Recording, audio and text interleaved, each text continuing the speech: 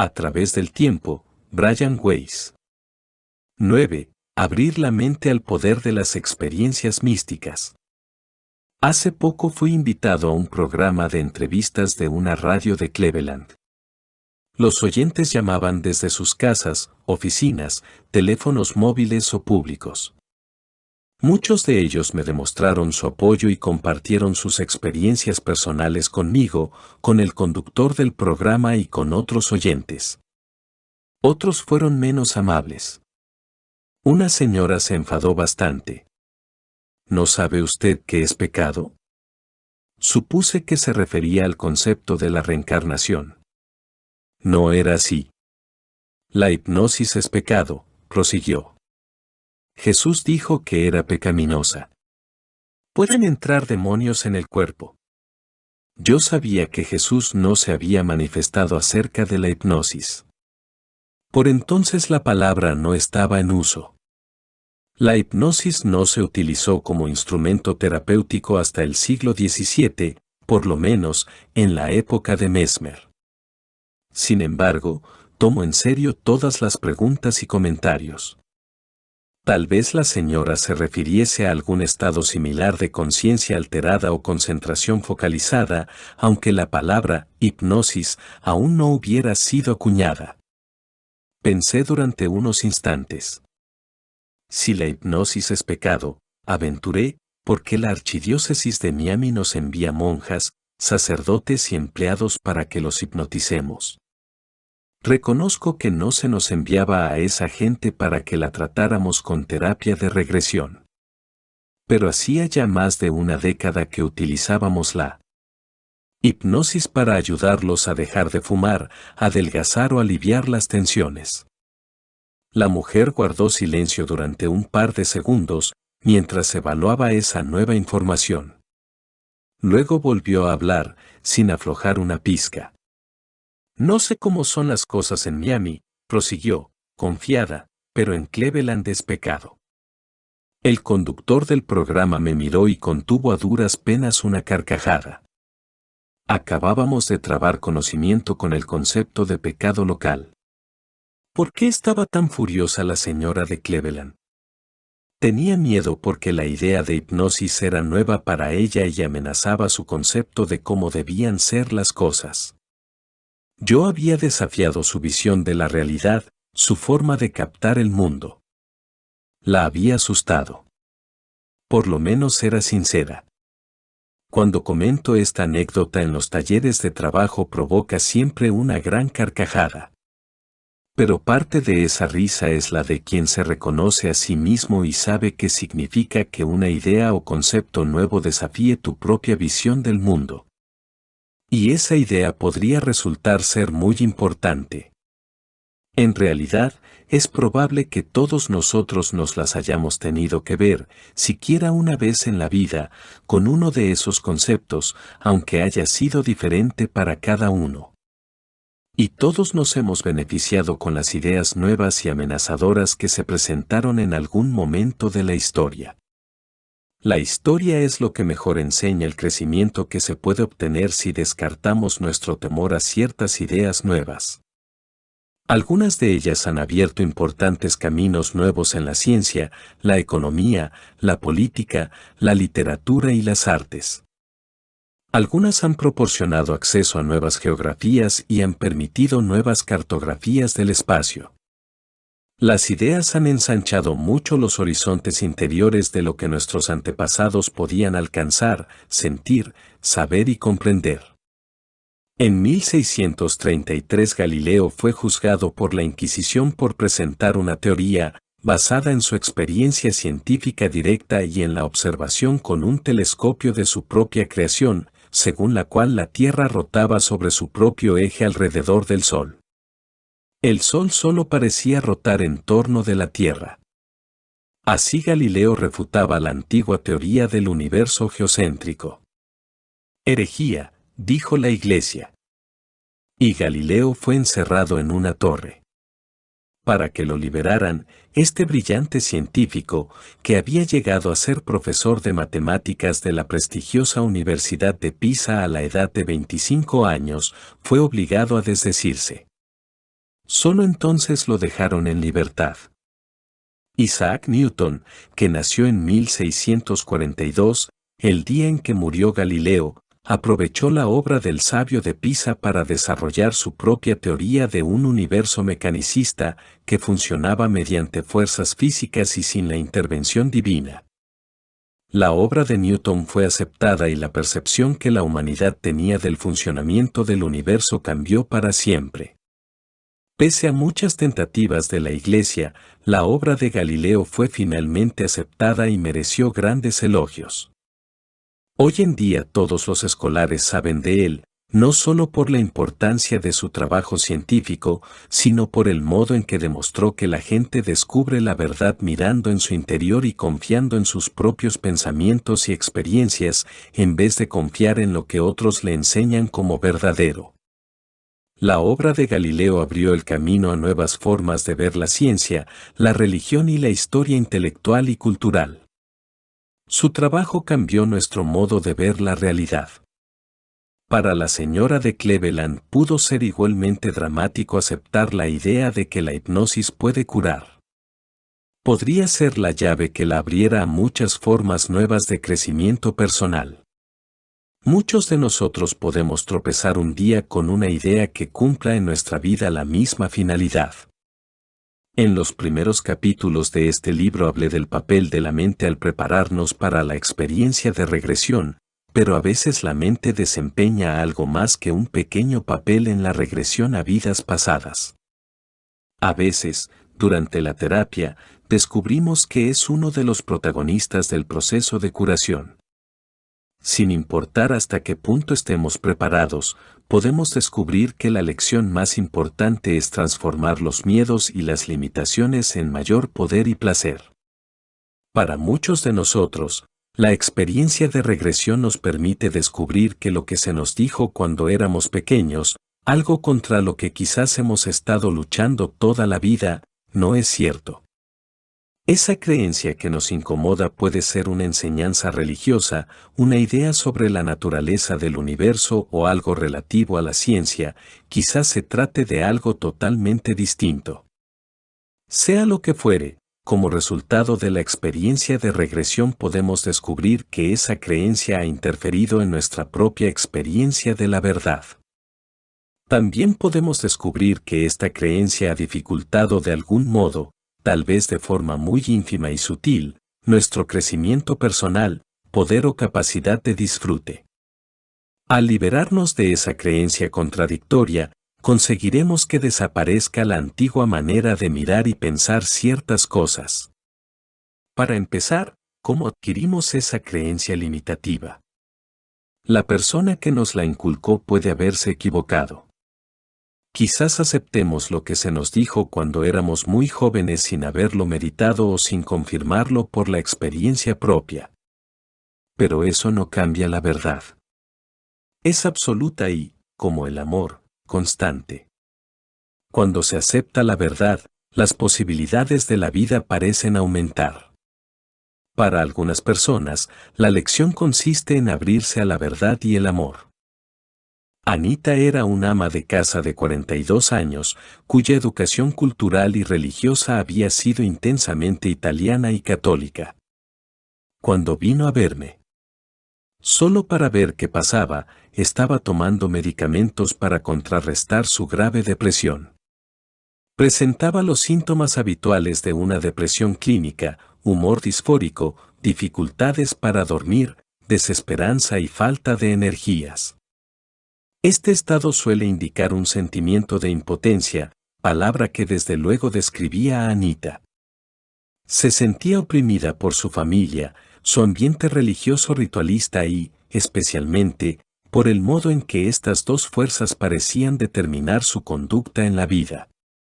En nuestra primera entrevista, Anita se comportó con mucha deferencia y timidez, pero al mismo tiempo se las compuso para confesar que se sentía oprimida y bloqueada. La deprimía en especial su relación con el padre, quien insistía en ser muy exigente y autoritario con su hija adulta. Anita se sentía ofendida por las limitaciones que le imponían las exigencias del padre, pero al mismo tiempo ese enfado la hacía sentirse culpable. No se creía capaz de enfrentarse al padre y remediar la situación debido a la estricta obediencia filial que su catolicismo le exigía. Temía que, si se oponía al modo de tratarla de su padre, ya no podría considerarse una buena católica. Como Anita era una mujer profundamente religiosa, la perspectiva de rechazar a Dios o distanciarse de él la afligía sumamente. La tensión entre su apego a la religión y la necesidad de satisfacer sus propias necesidades había activado cierta tendencia biológica heredada hacia la depresión, exacerbada por su relación con el padre. Y, por añadidura, Anita estaba muy perturbada por el hecho de que su religión no aceptara la reencarnación, concepto en el que creía firmemente y que era el motivo que la traía a mi consultorio. Aunque yo no tenía expectativas específicas para la sesión, no habría sido extraño que Anita regresara a una vida anterior relacionada con el poder. Podía ser una existencia en la que ella abusara del poder, y que hubiera causado su timidez actual y su depresiva sumisión a la autoridad. O, por el contrario, algo que repitiera o dilucidara de algún modo la impotencia actual o su experiencia con el padre. Sin embargo, al iniciar la regresión ocurrió algo desacostumbrado. Anita no entró en una vida pasada, fue a un lugar que parecía estar entre dos vidas. Semejaba un jardín, lleno de enorme sabiduría. Brillaba una luz purpúrea y dorada, y había muchos guías sabios. De pronto, desde ese lugar, esa mujer apocada y deferente empezó a enseñarme profundas verdades sobre el amor y la sabiduría. Cuando quieras consolar a alguien, no escuches sus palabras, las palabras pueden confundir o ser erróneas, me aconsejó Anita, serenamente. Ve directamente al corazón, directamente al dolor. Las palabras pueden estar rechazándote, pero aún así la persona necesita consuelo. Me divirtió oír esas palabras. Otros pacientes, al llegar a sitios similares, habían repetido los mismos pensamientos.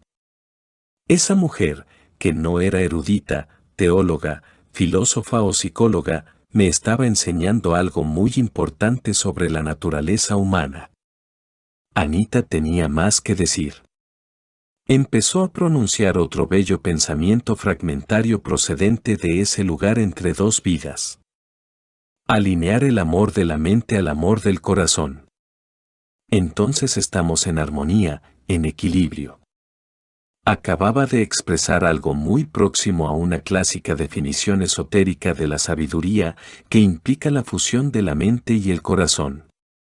Esa mujer, sin ninguna preparación ni estudios esotéricos, estaba enseñando espontáneamente la sabiduría. Cuando Anita regresó de su sereno estado alterado, se mostró profundamente afectada por la experiencia mística. Se produjeron algunos cambios muy interesantes. Su sensación de impotencia comenzó a disminuir, y fue reemplazada por un sentimiento de poder y fortaleza personal. Su depresión cedió gradualmente y no se ha repetido. Ahora que tiene su propia experiencia de la verdad, se siente menos oprimida por la percepción de los valores católicos tradicionales.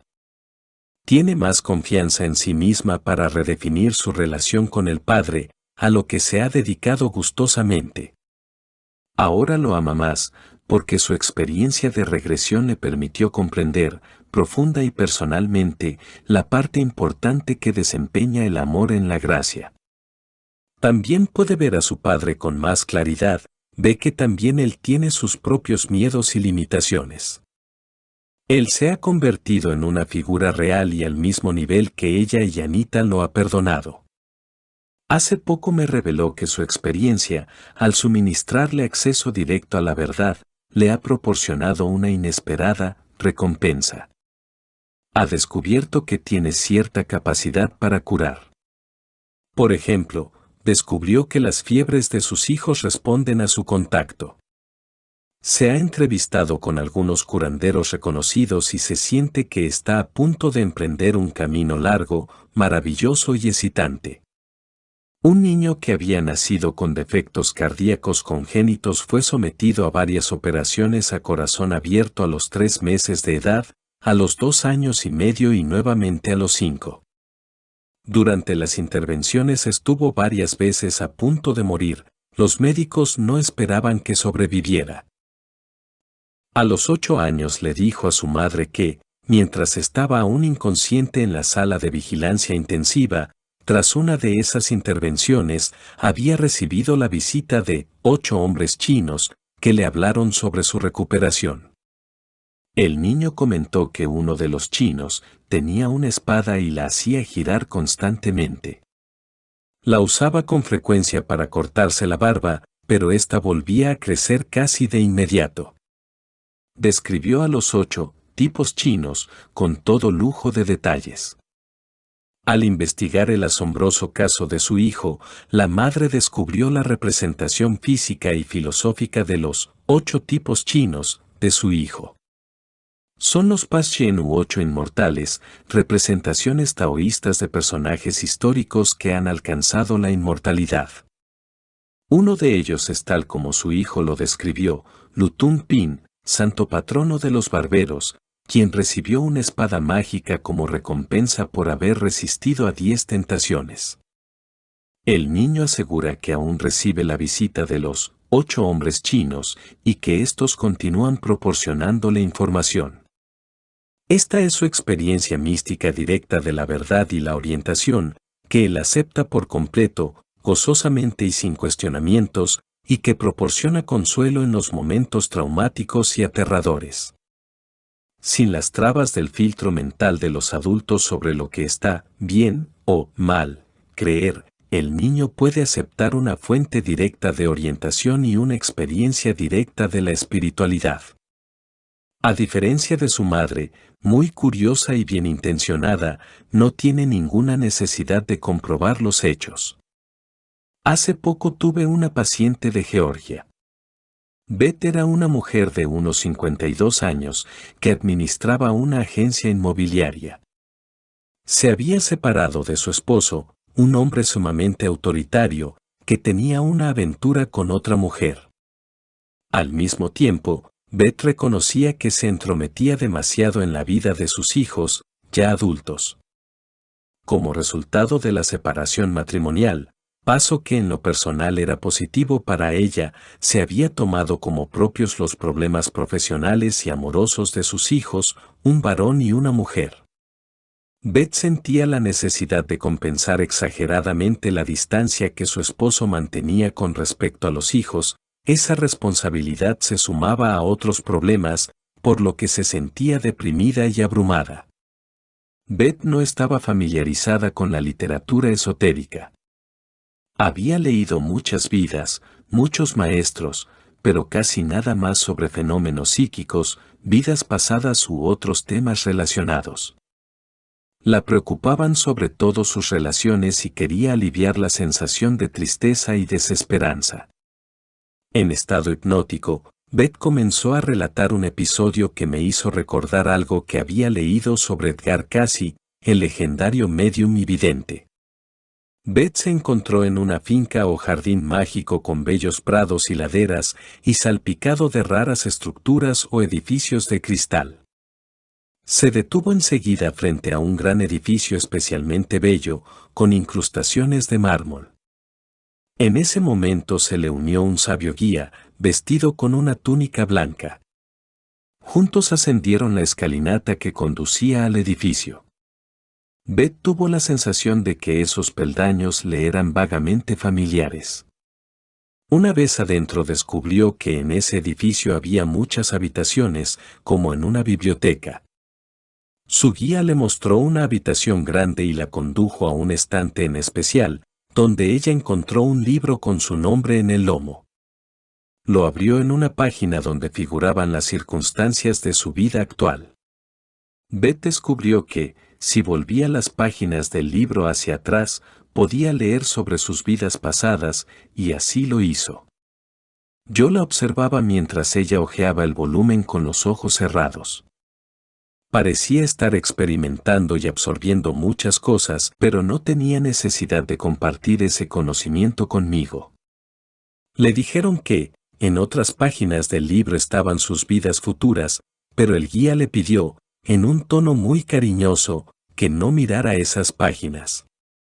En el libro Beth encontró también lo que llamó su nombre de alma. Después de una visita de 1 hora regresó, aunque contra su voluntad. La mujer deprimida y triste que había entrado en mi consultorio ya no existía. Comenzó a tranquilizarme, asegurándome que su experiencia había sido bella y maravillosa, su semblante revelaba que tenía muchas esperanzas, que ya no tenía nada que temer. Según me contó, le dijeron que ya había estado en ese lugar, aunque en un momento que no era el correcto. Por eso los peldaños le parecían familiares. En el libro leyó porque había elegido pasar por su vida actual. Sus problemas y obstáculos no se debían a la casualidad, sino que habían sido ideados para acelerar su progreso espiritual. Esos desafíos, según el guía, le enseñarían muchas cosas sobre el amor, los celos y el enojo. Era en las vidas difíciles donde se lograba más crecimiento y progreso.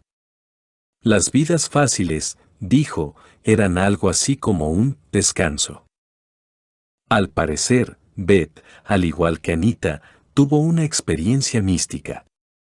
Fue al lugar donde las almas descansan, reflexionan y se regeneran entre una vida y otra, un sitio descrito con todo detalle en Life Between Life, la vida entre la vida, de los doctores Joel L. Witten y Joe Fisher.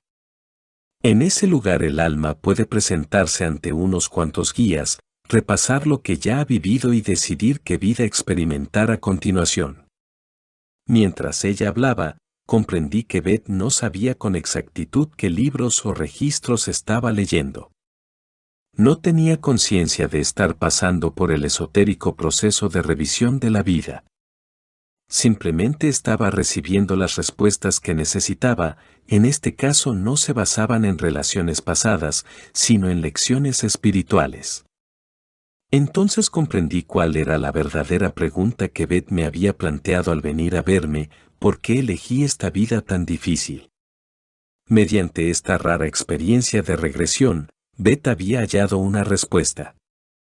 También obtuvo una perspectiva más amplia y un conocimiento especial de la espiritualidad. Es cierto que la superación de obstáculos y dificultades acelera el progreso espiritual. Las dificultades más graves de una vida, como una enfermedad psíquica grave o una incapacidad física, pueden ser señales de progreso, no de regresión.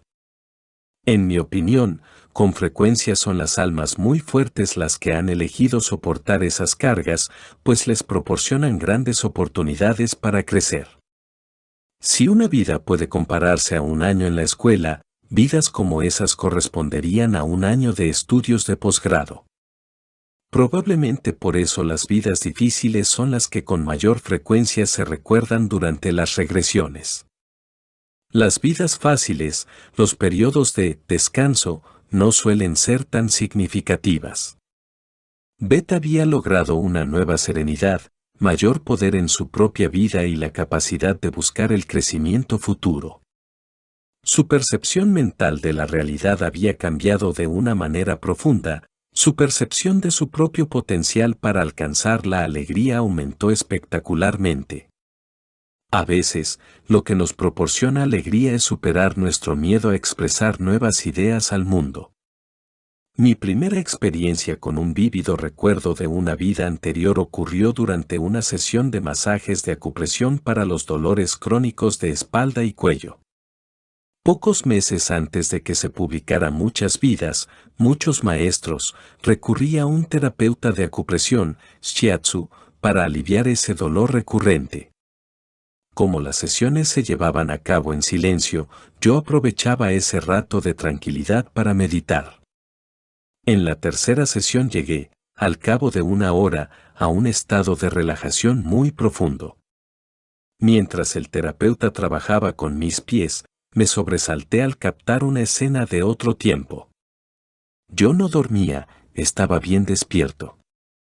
Sabía dónde estaba mi cuerpo, pero estaba viendo y experimentando unas imágenes que estaban más allá de mi mente. En esa escena yo era más alto y delgado, tenía una pequeña perilla oscura y vestía una túnica multicolor. Estaba de pie en la explanada exterior de un edificio extraño, examinando las plantas. Al mirar a ese hombre a los ojos, supe que era yo mismo. Sentí sus emociones. Pude ver con sus ojos. No sabía si eso era una fantasía o no, pero seguí observando, presenciándolo todo. Estaba en una época antigua. El hombre era un sacerdote, un miembro importante de la jerarquía religiosa. El edificio era claramente geométrico, plano arriba, con una base más amplia y flancos inclinados. Había 7 u 8 niveles, las hierbas crecían arriba y en los costados.